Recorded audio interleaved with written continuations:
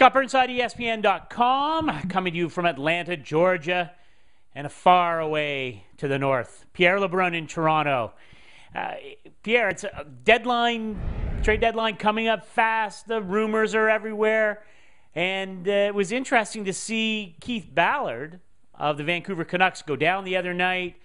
He'll be out for probably a month or so. There's a team that looked like they might be dealing defensemen come trade deadline time. And now GM Mike Gillis, in fact, might be a buyer, which will create an even more crowded buyer's market, or seller's market, I guess, for defensemen in the next 2 or 3 weeks.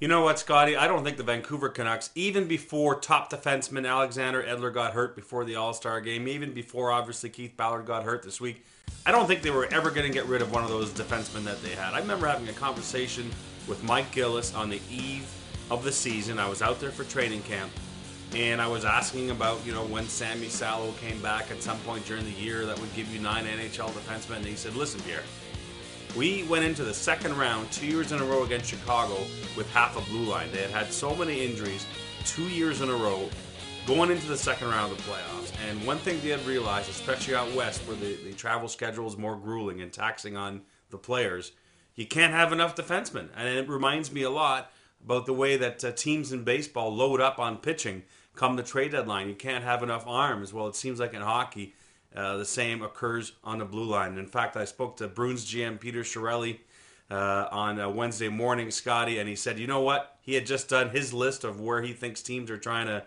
load up, and he said he had at least 14 teams that were playoff bound that were looking to add a defenseman, of course, including his.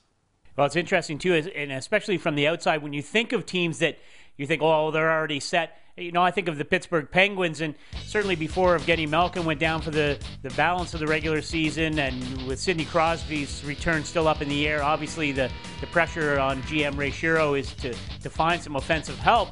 And that was a team that I figured for sure wouldn't be in the market or be interested in adding defense, and yet, the stories around Pittsburgh are that that was something that Ray Shero was also considering, and that's the number 2 team in the NHL in goals against. And of course, you mentioned Boston. They're the top team defensively. But you're right. I think of the Chicago Blackhawks, and last year they added depth with Nick Boynton, and that was a team that was just loaded with top defensemen. And they won a Stanley Cup, and I think you look at that blue line as being probably the catalyst to that Stanley Cup run. And it's no surprise that there are so many teams between now and February 28th that will be looking to shore up. I mean, we're not talking Bobby Orr necessarily, but anyone who's looking to move a puck-moving defenseman or a defenseman with some sort of skill set and maybe some veteran savvy, those players are going to be in great demand, and there's going to be a lot of competition for those kinds of players. And you think about the names that we hear, Thomas Caberlet and perhaps some of the other defensemen in Toronto.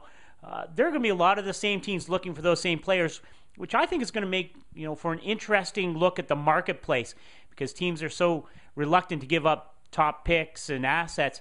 But boy, if you want to add some defensive depth, there's going to be a lot of competition. Do you think it changes the marketplace? Well, I mean, no one's getting a first-round draft pick. So if that's what you're trying to get to, forget about it. I mean, those days are over. Teams have stopped spending first-round draft picks on rental players. And Caberlet's a rental player because his deal is up. Brian McCabe, Chris Phillips, all these guys, Eric Brewer in St. Louis, if the Blues fall out of it, all these guys have expiring contracts. And second-round draft pick, in my opinion, is the best that you can do.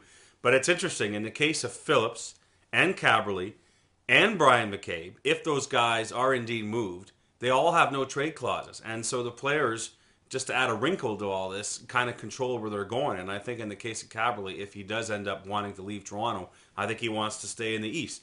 I think Chris Phillips has never played for another team other than Ottawa. I think he's going to want to control his fate. And there you go in Boston. He's got a buddy in Chera.